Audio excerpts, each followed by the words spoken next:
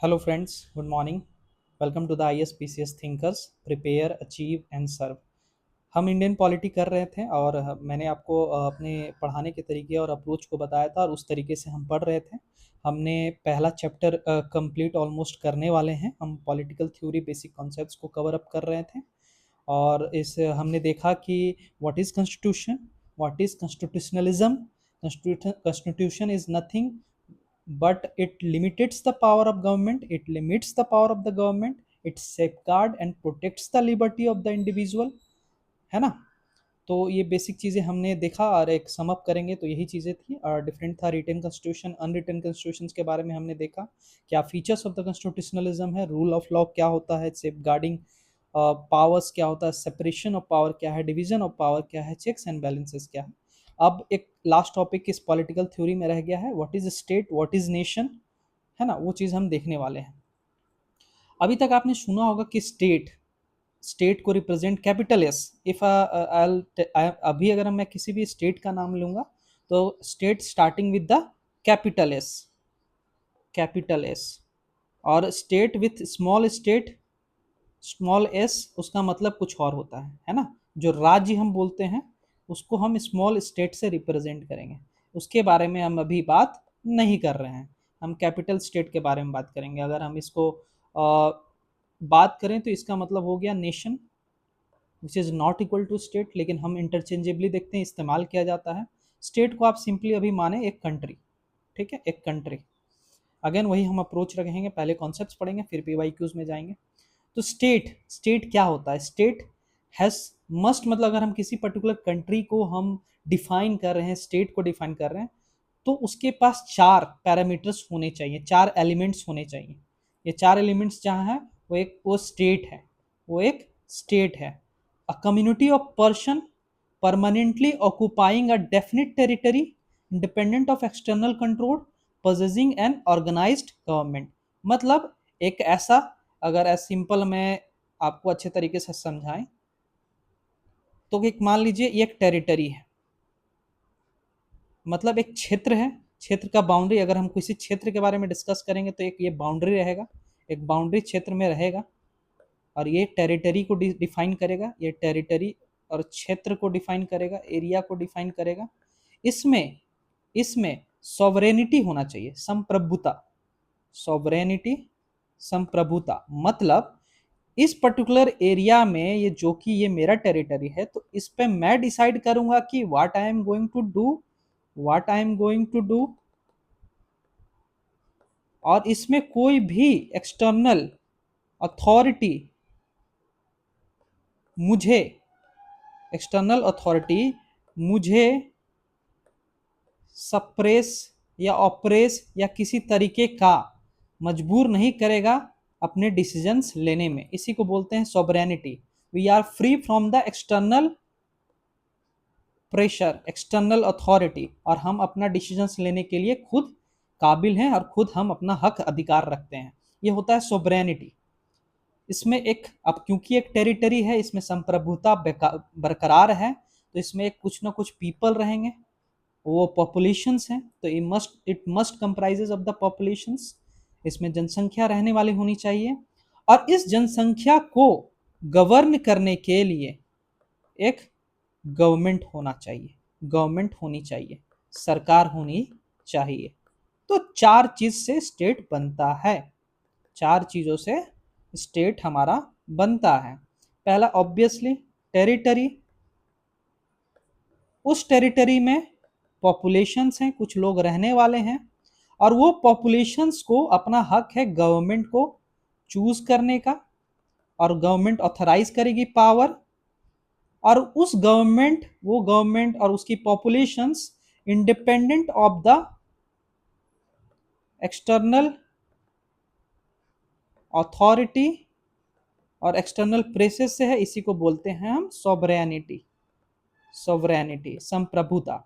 तो ये चार चीज जब मिलता है तो एक स्टेट बनता है, और इसको डिफाइन किया गया है article 12 of the constitution of India में।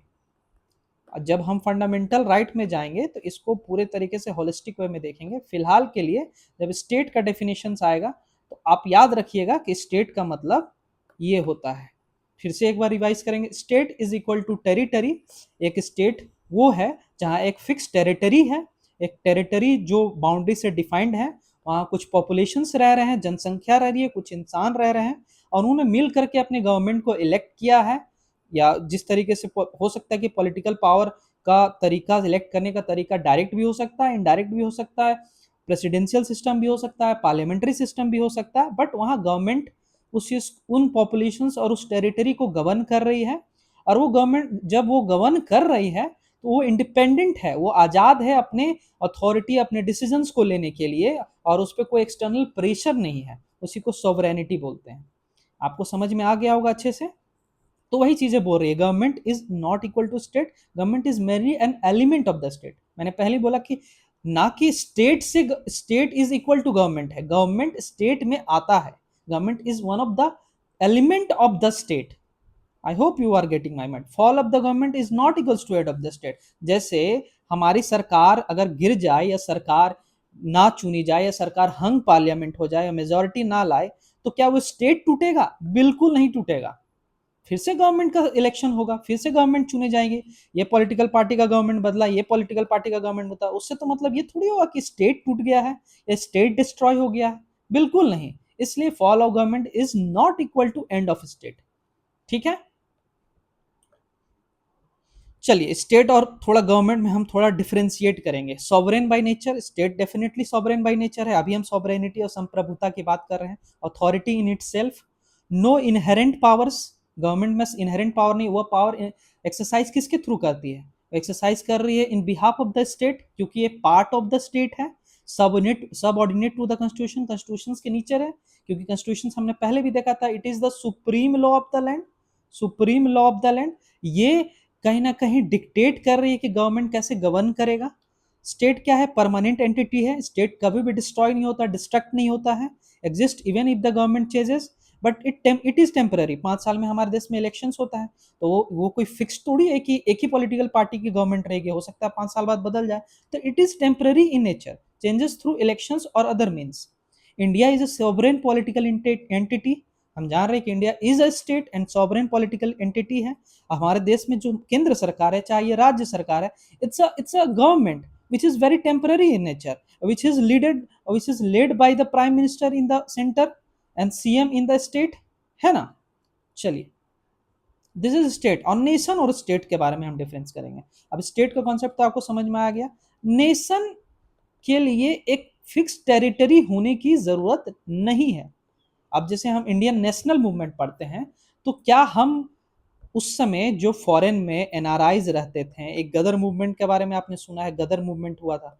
तो गदर मूवमेंट में सोहन सिंह भाखना थे, लाला हरदयाल थे, वो तो यहाँ इंडिया में नहीं रहते थे, वो तो रहते थे फॉरेन में। वो सैन फ्रांसिस्को में उन्होंने एक गदर मूवमेंट की स्टार्ट की। क्यों स्टार्ट की? क्योंकि क्या वो अमेरिका को इंडिया बनाना चाहते थे? No, not at all.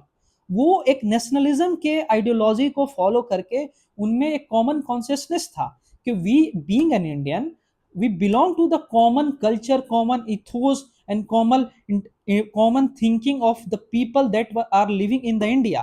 So we want independence, not just because कि हम अमेरिका में इंडिया को स्टैब्लिश करना चाह रहे हैं, हम इंडिया में इंडिपेंडेंट नेशंस के लिए मांग कर रहे हैं, और उनकी जो कॉन्शियसनेस है, उनकी जो मांग है, उससे हम अपने आप को बिलोंग करते हैं, हम अपने आप को रिलेट करते हैं, हम अपने आप को उनसे कनेक्ट करते हैं। वो होता है नेशनलिज्म, राष्ट्रीयता, जिसको हम हिंदी में बोले तो वही होता है नेशन। नेशन बियॉन्ड बाउंड्रीज होता है, बियॉन्ड टेरिटरी होता है, एक कॉमन कल्चर को डिस्क्राइब कर सकता है, एक कॉमन लैंग्वेज को डिस्क्राइब कर सकता है, एक कॉमन हिस्ट्री हो सकता है, कॉमन एथनिसिटी हो सकता है, और inhabiting a particular territory, may be not.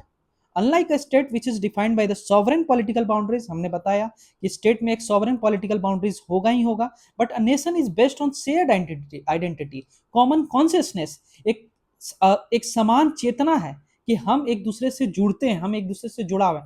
आज से फॉर एग्जांपल अगर हम बोले कि अगर हम बीइंग इंडियन, हम अपने एक देशी में है, एक राज्य में है, एक जगह में, एक सिटी में है, तो शायद वो कॉमन कॉन्शियसनेस को हम ज्यादा रिलेट ना करें। लेकिन ठीक एक इंडियन अगर किसी कंट्री में जा रहा है, से फॉर एग्जाम्पल यूएसए में जा रहा, तो उसे एक और इंडियन मिल जाए, तो हम कैसे अपने आइडेंटिटी को रिलेट करते हैं, एक शेयर आइडेंटिटी शेयर करते हैं। चाहे एक एक वो इंसान एक तमिलनाडु में रह रहा होगा और एक झारखंड में रह रहा होगा, लेकिन उन क्योंकि एक शेयर्ड आइडेंटिटी है, एक ही देश में रह रहे हैं, तो एक कॉमन कॉन्शियसनेस उनमें डेवलप होगा और एक नेशनलिज्म उन दोनों को कनेक्ट करेगा। Definitely they are not living in the same state, but they are relating by themselves with the common consciousness and common shared identity, है ना?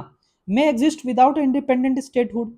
एग्जाम्पल कर्ड्स, जो कर्डिस्तान है, तो कर्ड्स देखेंगे आप कि Kurds different Middle East countries में फैले हुए हैं, बट एक कर्डिस्तान की मांग है क्योंकि कर्ड्स एक कॉमन एथनिसिटी है and they belong to the same common consciousness. ठीक है, तो nation without a sovereign state है। India state with the multiple cultural identity. हम एक अपने देश में यूनिटी इन डाइवर्सिटी की बात कर रहे हैं, तो India is a state. We are living with a different ideology, different identities, different religion, different ethnicity, तो we are comprising a state, not as in nation. Nationalism भाव है हमारे मनों में, हमारे मन में, हमारे भावना में, इट्स अ भाव, not as in a concept कि हम एकदम सेपरेटिज्म चाहते हैं, हम Jharkhand as a different state चाह रहे हैं, हम Bihar as a different state चाह रहे हैं। आप समझ रहे हो? तो state does not necessarily require a common culture. Every nation is not a state, every state is not a culturally homogeneous. India है जैसे एग्जाम्पल के थ्रू।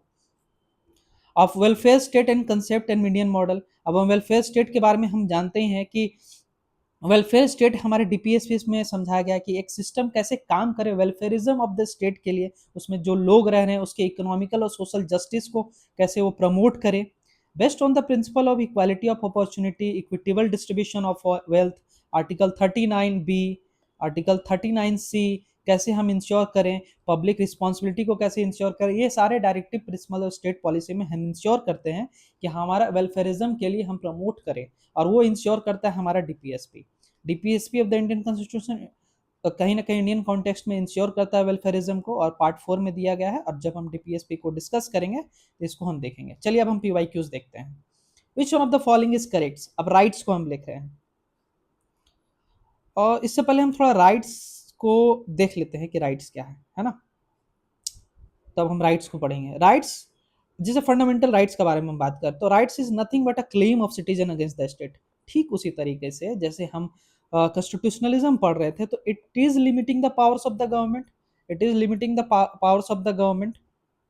ठीक है, ठीक उसी तरीके से राइट्स और फंडामेंटल राइट्स क्या कर रही हैं?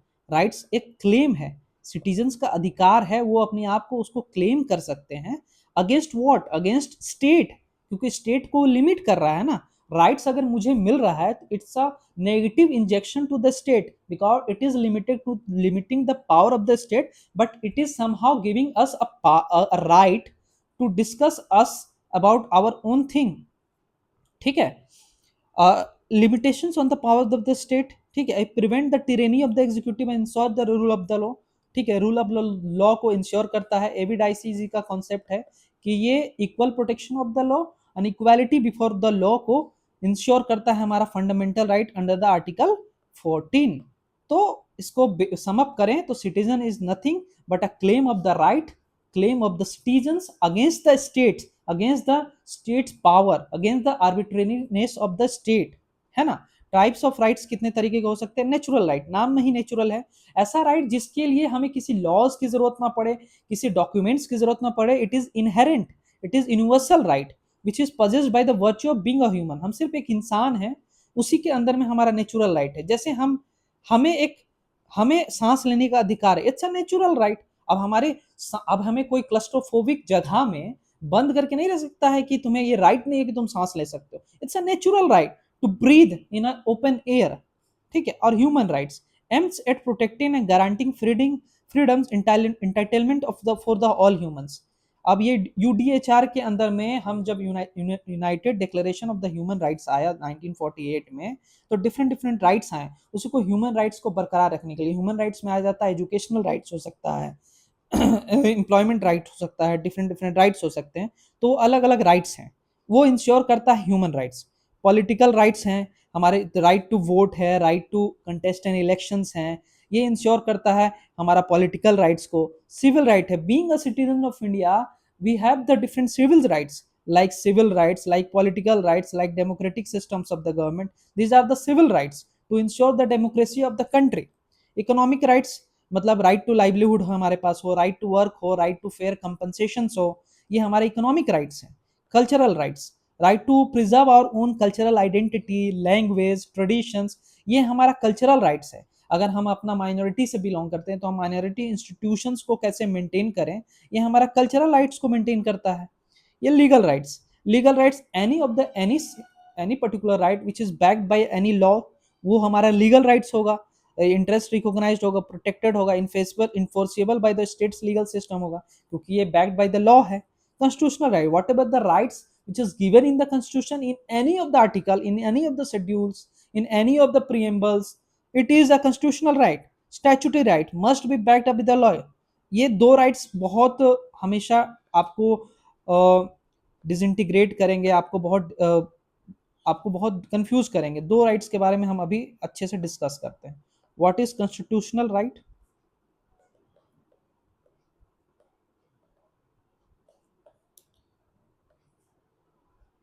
लीगल राइट और fundamental right. Constitutional right whatever given in constitution, वो आपका कॉन्स्टिट्यूशनल राइट हो गया, चाहे किसी भी शेड्यूल, किसी भी आर्टिकल, किसी भी चीजों में दिया है। Legal right must be backed by the law.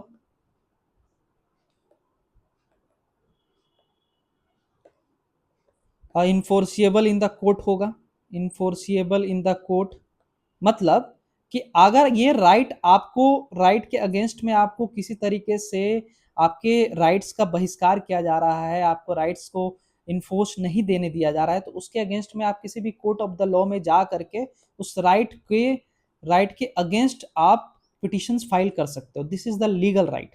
Fundamental right जो आर्टिकल 12 से 35 में दिया गया है, this is also enforceable by the court of law, ठीक है। But constitutional right is not ensured through the enforceability in the court of the law, जरूरी नहीं है, but it is mentioned in the constitution, this is why it is constitutional right। ठीक है, basic difference आपको समझ में आ गया, यही है। अब universal declaration of the different human rights हैं कि कैसे हम इक्वालिटी ऑफ द लॉ की बात करें, आर्बिट्रेरी अरेस्ट डिटेंशन का बात करें, हमारा फंडामेंटल राइट्स ही कहीं ना कहीं बहुत सारे ह्यूमन राइट्स के बारे में, ह्यूमन राइट्स को इंश्योर करता है, प्रियम्बल इंश्योर करता है, डीपीएसपी इंश्योर करता है, फंडामेंटल ड्यूटीज इंश्योर करता है कि कैसे हम ह्यूमन राइट्स को इंश्योर करें हमारे कॉन्स्टिट्यूशन, है ना। चलिए अब हम पीवाईक्यूज देखते हैं। सबसे पहले स्टेट का 2021 में ही क्वेश्चन आया, देखिए व्हाट इज स्टेट, स्टेट का डेफिनेशन आपको चार चीज, जिस पर्टिकुलर, अब ये इतना बड़ा बड़ा लाइन दिख रहा होगा आपको समझ में नहीं आएगा कि किस चीजों को हम डिफाइन करें, किस चीजों को ये करें। चार चीजें दिमाग में रखनी है, फिर से रिपीट करेंगे हम। क्या क्या है? Territory, state, territory, population, government, sovereignty. ये चार चीज जहां है वहां वो स्टेट होगा। अब हम एक एक पकड़ के सब एक एक पढ़ते हैं। अब हम एक एक डिफरेंट डिफरेंट ऑप्शंस को पढ़ते हैं। A community state, what is state? A community of persons permanently occupying a definite territory, आ गया ना territory. Community of person, this is what? Population,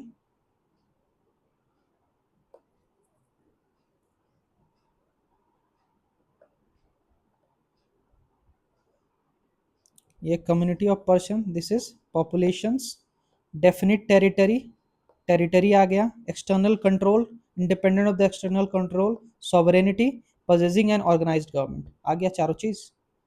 दो हम आगे पढ़ेंगे। पॉलिटिकली ऑर्गेनाइज्ड पीपल, और people are not politically organised, the government is politically organised, so this is wrong statement. Number of persons who have been living in a definite territory, चलिए correct, for a very long time with their own culture, tradition and government, ठीक है। But इसमें sovereignty कहाँ आया? तीन ही statement आया ना, this is the wrong statement. Society permanently living in definite territory, society not society, the population, चलो society is comprising of the people मान लेते हैं, with a central authority, authority what authority? Government might be, an executive responsible to the central authority and independent judiciary, कहाँ judiciary आ रहा भैया? Government के बारे में बात कर रहे हैं, रॉन्ग स्टेटमेंट हो गया ना करेक्ट। तो ये चीजें याद रखनी है, state is equal to territory, population, government, sovereignty. ठीक है, आराम से सॉल्व हो गया ना क्वेश्चंस। अब नेक्स्ट क्वेश्चन चलते हैं, राइट्स के बारे में हम अभी पढ़ रहे थे। Which one of the following statement is correct? 2017 में क्वेश्चन पूछा गया, rights are claim of the state. No, कहाँ क्लेम ऑफ द स्टेट है? स्टेट थोड़ी क्लेम कर रहा है भैया, पहले ही स्टेटमेंट गलत हो गया। Rights are privileges, not privileges. मतलब प्रिविलेज का मतलब क्या कि किसी को मिल रहा है किसी को नहीं मिल रहा है, it's not a privileges.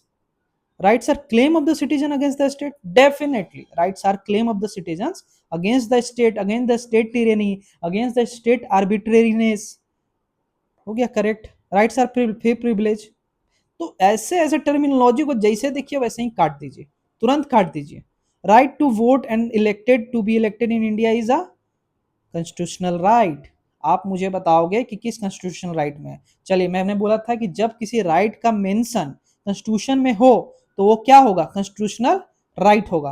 Article 325, article 326 में स्पेसिफिकली मेंशन है कि 325 में if any person can be included in the electoral roll of that particular constitutional territory, the constituency, without disintegrating, without discriminating them, religion, caste, sex के basis पे उनको discriminate नहीं करेगा, उनको इलेक्टोरल रोल में इंक्लूड किया जाना चाहिए।